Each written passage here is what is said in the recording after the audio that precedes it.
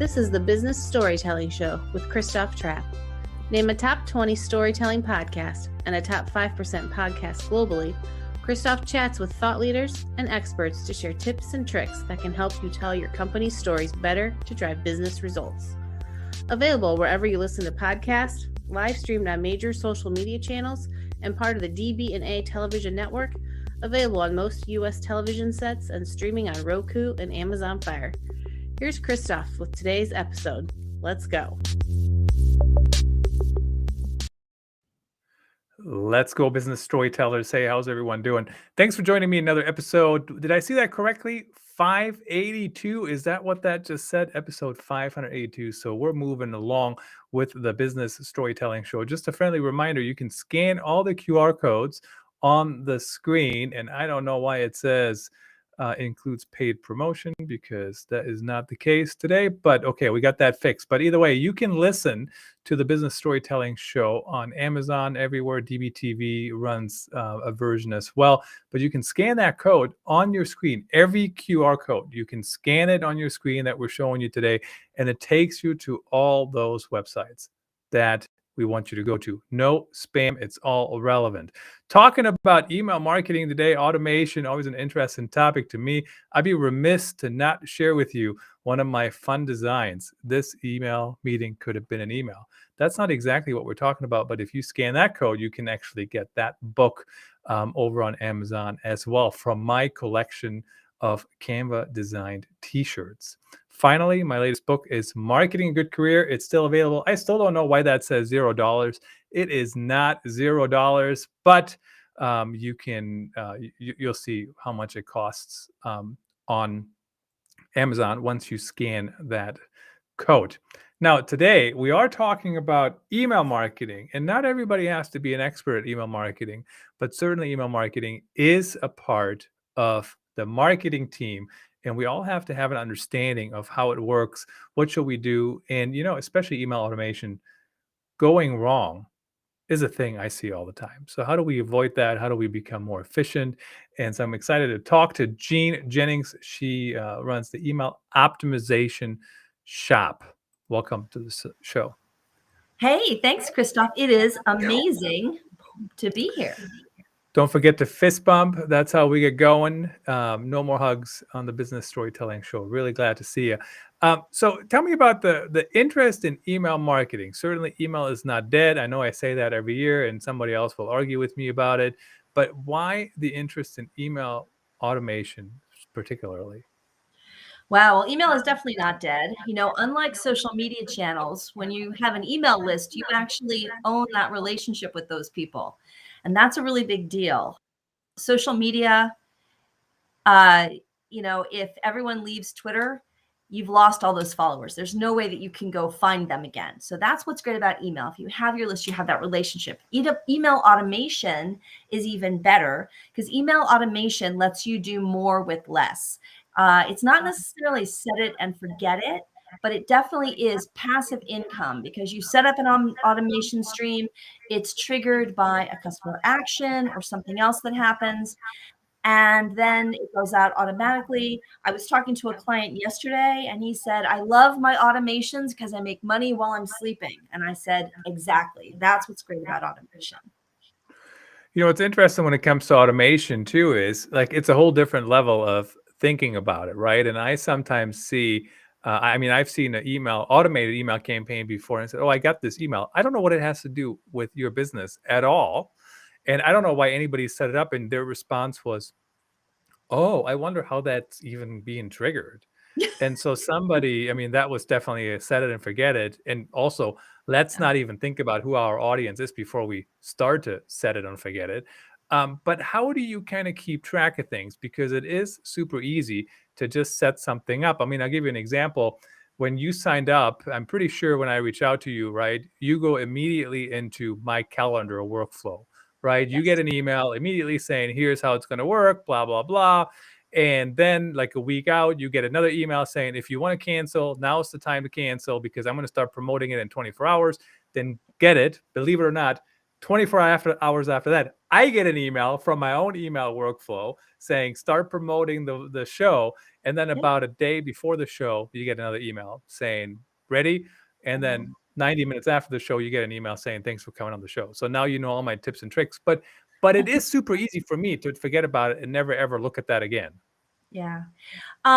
You've got to have a plan in place. So there's a couple things. One is that with my clients, we set up a schedule and we know the automations that we have running, and we make sure, and depending on what the frequency is, what the volume is, we'll check automations at least every 6 months, sometimes every 3 months or every 1 month, to make sure that the links are still working, the images are showing up, to make sure there's not a problem with it. It involves not only just looking at the automation, but also being on the receiving end of the automation to make sure everything's working right. The other way that we check our automations is, when you set up on automations, it's going to save you and your staff a lot of time. But that doesn't mean that you have less staff. It just means that that staff is engaged doing much more interesting work, which is optimizing your emails and your other your automations. So the idea is, rather than having to send that email every day or stay on top of the schedule, you're looking at the automations. You're saying, wow, which one is working? This one is converting really well. Effort 3 is not doing so well. I wonder, should we move effort 3 and make it effort 2, or maybe we should revamp it? So hopefully when you do automations, you're taking the time that you saved and using it to do A/B split testing to optimize the automations that you've set up and automations you've set up, and also to expand on them. So that's really why you want to keep paying attention to them. But it's really important. I had a client where we were moving them from one ESP to another. And there was a person I had brought in from my team who was managing that. And we were having a call right toward the end. And he said, so I just wanted to check, because we've moved all of these automations, but there's 3 left on the old platform. One of them's actually generating revenue. So I thought I should bring it to your attention. Maybe we want to move those 2. And then we're like, yeah, we do. So it's important not to get forgetful about the automations you have going on. You need to keep a running list. Yeah, and that's of course easier said than done. When you were just saying less staff, this is always an interesting topic that creates a lot of debate on the show here when it comes to who will it replace and how will it replace them. I mean, the latest we talked about that with Evan Kirstel when it came to AI. And what's interesting is I use AI daily for content creation. And guess what? I'm still creating content. It's not going to replace every part of my job, but it's certainly replacing some pieces of it. So for example, I use Copyline to create headlines, right? And most of those headlines, they are not okay to use as is, but they get me I'm basically brainstorming. And then I use subjectline.com to test them against email. So Jay Schwedelson was on. I love Jay. He's awesome. He was on the show, of course, and we talked about it, but I test him on there. So again, there is a tool I'm testing. So the question I have for you is, we had, don't remember his name now, but the author of this book, The Cold Email Manifesto, on the show. And that was an interesting discussion. When we talk about automation, is it best done for cold emails, or how, your existing customer base, or how? I mean, you can't email anybody. Automation doesn't work if you don't have a list, right? So how do you get people to even sign up and care about you? So most of my work is with medium to enterprise size companies. They care very deeply about their email reputation, and they are using opt-in lists. I really don't deal with a lot of clients that are using cold lists. I think it's really important to get the opt-in, whether you're talking about automated email or not automated email, because what's really going to get you what you're looking for, which is a result, is the relationship. And that's where the opt-in comes in. So if you have a website, you should have a value-based statement about why people should opt in to get email from you. You should support that when you send that welcome email, and you should really try to entice people to sign up. I think it's hard. Cold email is such a numbers game, and I guess automation can help you get the numbers you need, but it's typically not a great experience for the people on the other end. So yeah, I don't really work with folks that have cold lists, but automation is really great. So for instance, one of the most common things that people do with automation, if you're a retailer, if you have any kind of a cart on your website, is a cart abandon email. They can be really, really useful. I had one client years ago where we put a cart abandonment email in place. We were generating $18 in revenue for every email, for every cart abandonment email sent. $18. Imagine where your business would be if you got $18 for every email that you sent. It was really very successful. So you want to think about that. Browse abandonment emails, we have a lot of luck with them as well. Someone's looking at a product or a service, they didn't put it in their cart or they didn't express an interest, but just going back and reminding them about it can be really, really useful. So I think that's where automation is great. We'd use automation a lot for, just as you said, for your podcast guests, but for webinars, you can automate your webinar invites. You can even automate the post-webinar emails that go out that say, hey, thanks for joining us, or hey, I'm sorry you didn't make it. Here's the on-demand version. There's just so many uses for automated emails. And what I'm doing with a lot of clients is actually looking at the customer experience, the customer journey. And then we're slowly building automations that are relevant for each point in that journey for anything the customer might do. The great thing about that is you're really automating the whole relationship. You still might have to do some business as usual emails in there. And I'm going to be honest, none of my clients are all automation. But the more you can automate kind of the standard business practices that you have to do, the more time you're going to free up for optimization and for higher level thinking. What's interesting about webinar emails is my goal on webinars has never been to get people to show up for the webinar. That's like the craziest goal, quite frankly. If they show up, fine. But the goal is to convert you to become a customer, or at least pay more attention to you. So if I got 300 people registering and they're all relevant, and I got 3 people show up, like maybe my ego will hurt just for a couple minutes. But at the end of the day, those other 297 people are still in my email campaign, and I can still convert them. So this whole debate over people wanting more people to show up, who cares? You're not a TV station. You're not selling ads. You want them to be connected to you. So I would agree with that. But yeah. So for instance, that client I talked about, they did webinars, informational webinars twice a month that talked about their products and services. And we found a direct correlation. People who attended one of those webinars had a much higher propensity to purchase. And so in that case, I would say it's not about getting them to the webinars. It's about getting them on your list, except in that case, it really was about getting these people to the webinars, because it was what we found. It was an integral part of the sales process. If we could get them to a webinar, they were much more likely to buy in the end. So I understand the use of webinars as a lead magnet, but I think if you're providing value in your webinars and it's something that's moving your business forward in a really relevant but non-promotional way, that's important too. My April Fool's article, perhaps one of these years, will be Zoom is rolling out 1.5 speed on live meetings.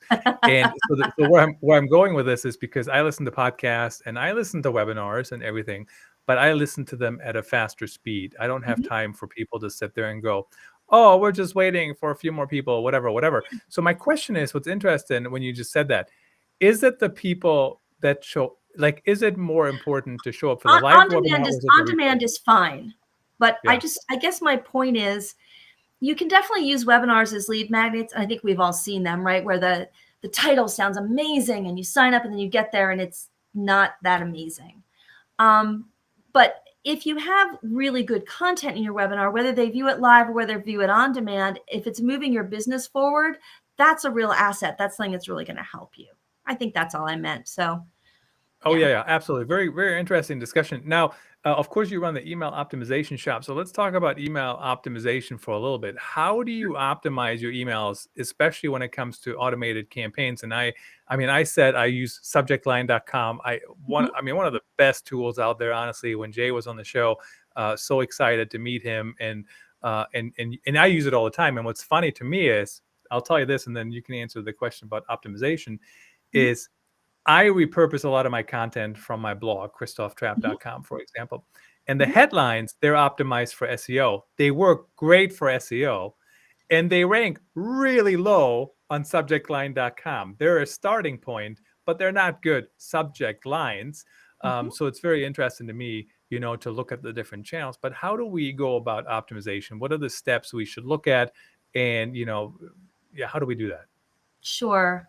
So just a word, subjectline.com is great, but subjectline.com is the first of a two-step process.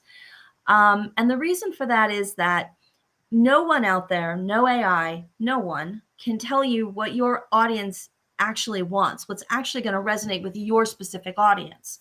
And that's why we do optimization and we do A/B split testing following scientific method.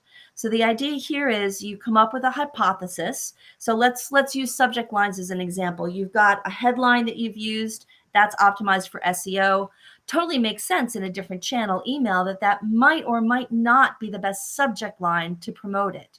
So what we would do is we might go into it and say, you know what, let's do one test where we use the SEO headline. We'll see how that goes.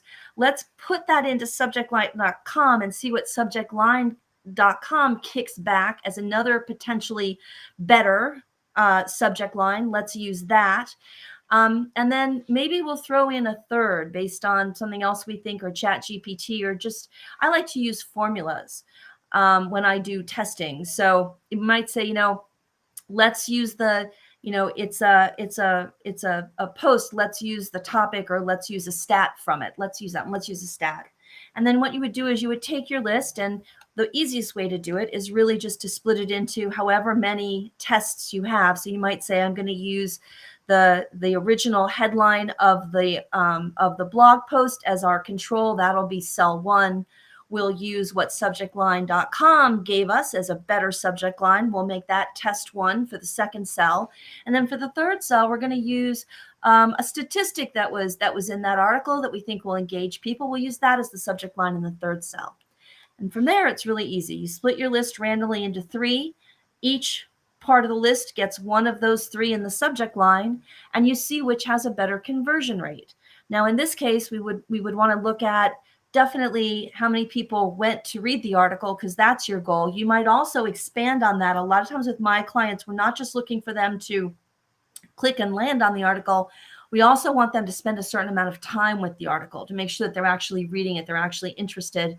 Sometimes our goals go past that. Sometimes we want them to read that article and maybe 1 or 2 more on the website, or we want them to do something specific. Like, for instance, maybe that's the article is there, but there's a bar on the right to get lead gen or to request a rep. So that's really the best way to optimize and do A/B split testing. Nothing against subjectline.com again, but those hypotheses are just the starting point, because you never really know what's going to work with your audience until you test it. My personal test rate is pretty good. I run about 67%. The tests that I put together win, so that's like 2 out of 3.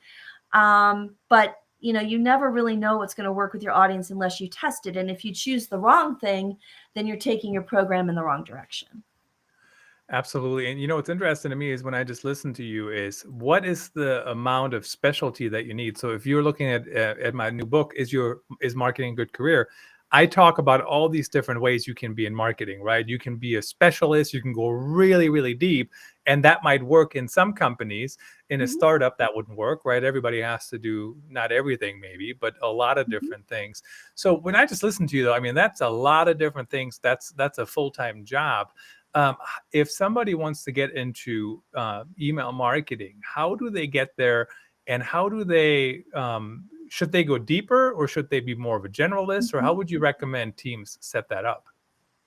One of the best advice I ever got, and it's actually from a guest speaker. I teach a class in the graduate school at Georgetown University. The class is digital marketing, and we have guest speakers from the industry literally every week. And Maritza Lizama, who runs a local marketing agency here, she's actually got 2 different marketing agencies. She's quite established, quite brilliant lady. But she always comes to talk to my class about being what she calls a T-shaped marketer. So the idea of being a T-shaped marketer is that you have a little bit of knowledge across all of the different marketing channels, let's say social media and websites and all that, but you're deep in one area. And so that's something that I really recommend for people. I think when you're starting your career, it's hard to specifically know what you might want to do. It's also hard to know what you might want to be really good at.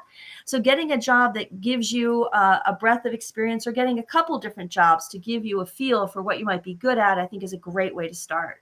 My own career, I actually started in online really early in 1989 with CompuServe. Most people, my friends, my family, the only person who knew what the internet was my Uncle Bill. Nobody else knew what the internet was because no one ever heard of it. And it was really fun. We were working with big companies. We were building the precursors to websites. But I really got to do a lot of different things in online. And then it wasn't until 2000 that I focused on email marketing when someone I had worked for before, it was one of my mentors, Mark Potts, great, smart person, offered me a job to be director of marketing at a large publishing firm. And he said, director of email marketing. He said, you know enough about it. I know you can do the job. And he's like, if you don't like it in 6 months, we'll move you somewhere else. But I have this spot now, and I think you'd actually be really good at it because I know you did email marketing. You do email marketing. So that's really how I kind of became the T-shaped marketer that I am, because I just fell in love with it. I felt like I was good at it. There was a lot going on back then. It was still relatively new. So that would be my advice is, one thing I think that the students like about my class at Georgetown is we have 15 weeks and we cover all of the different channels, everything from websites to all the social media platforms, email marketing, content marketing. We cover tactics, cover agile. And I think at the end of the class, a lot of the students have found 1 or 2 platforms that they've really fallen in love with. So I think anytime you can get that broad base of experience, it's really good. What I just heard you embedded in your story there a little bit is like you have to look for the opportunity, right? So if there's an opportunity in email marketing, go after it. I mean, I was talking to a therapist the other day, and they said you'd be surprised how crazy it currently is for therapists. Everybody is looking for therapists, and there's not enough therapists, right? So that has nothing to do with business storytelling. But my point is that if there's an opportunity in the market, see if you can capitalize on that. Maybe in 2 minutes here, if you can. I know that's a big topic, but earlier I heard you talk about the mix of content. Like, how do you actually work on the content? And then I also heard in that same discussion, when you send emails, who it comes from. What's the right mix you have to think about as you're sending these campaigns of the type of content, when you send it, some of those things. And I know that's a big topic for 90 seconds. I just stole 30 of yours. Let me give it a shot. Really important is the from line. It's something people gloss over a lot. The better relationship that people have with whatever is in the from line, the better chance you have of getting the open. So I'd focus on that. As far as content, you really want to figure out what is going to move the needle, what is going to motivate people to take the action that you want them to take. And so that's what you want to do with content. Content for people at the top of your business funnel is going to be very different for the content you send to people at the bottom of your business funnel. Because it's an awareness stage versus a decision stage. So that's really the key to success. And there's I wish I could tell you there was a quick fix. There's not. As far as sending times, for business to business email, we find during business hours is good. You want to think about, are your people in the same time zone as you are? Are they overseas? So we do a lot with shifting our send times for people based on their geographic location. So yeah. And that's another thing that you can A/B split test. All of these things you can A/B split test. What type of content do people want? What day and time is the best to send? Even a little bit what the from line should be. We often will keep the brand in there for every send, but change up the from line a bit to give people a better idea of what's in there. I think send times is just an interesting topic to me because, sometimes, yes, I'm sitting here, and if I don't have a meeting and somebody emails me, I'll see it. Like yesterday, I actually had somebody call me, and then they emailed me, and based on me looking at something on their website, and I had time to talk to them. I had time to see their email, and then they send me an email right away with a follow-up. So I think it all depends. But if I'm in meetings all day, sometimes the email at 8 o'clock when I'm sitting on my couch watching the New York Rangers hockey game, for example, may or may not work, because they're currently down 4-0 and I'm not really paying attention. In the last 2 minutes, hopefully they're playing the Caps if they're down 4-0. Hopefully not. But anyways, this is not a sports talk show. But I opened the door, as they might say in court. In the last 70 seconds here or so, tell us, who should reach out to you? Who are like your perfect clients? Who can you help? And certainly, if you're watching this on the video version on Spotify or on DBTV, you can always scan the code, and emailappshop.com is the website as well. Thanks. Yeah. So I work mostly with medium to enterprise size businesses that have successful programs and they want to do more with them. So definitely reach out to me if you're looking for that. But, maybe you're a smaller business, or maybe you're not looking to bring in a consultant right now. I speak at a lot of conferences, and I actually am the programming chair for the Email Innovation Summit, which happens every June in Las Vegas. Will be June 19 to 21 in 2023. I'm doing a workshop there on A/B split testing. We also have 2 full days of sessions on everything from AI to privacy to just great ideas to SMS and email. So check out Email Innovation Summit. If you use the code ONLYINFLUENCERS, you can save 15%. And it's another way to catch up with me. I'm actually the general manager of the Only Influencers email marketing community. It's $200 a year. It's a great group of people. We're dedicated to email. We do meetups every week on Zoom. We do meetups in person. We just did one last week here in DC. And if you're into email marketing, if you're an email geek like I am, it's a great place to be.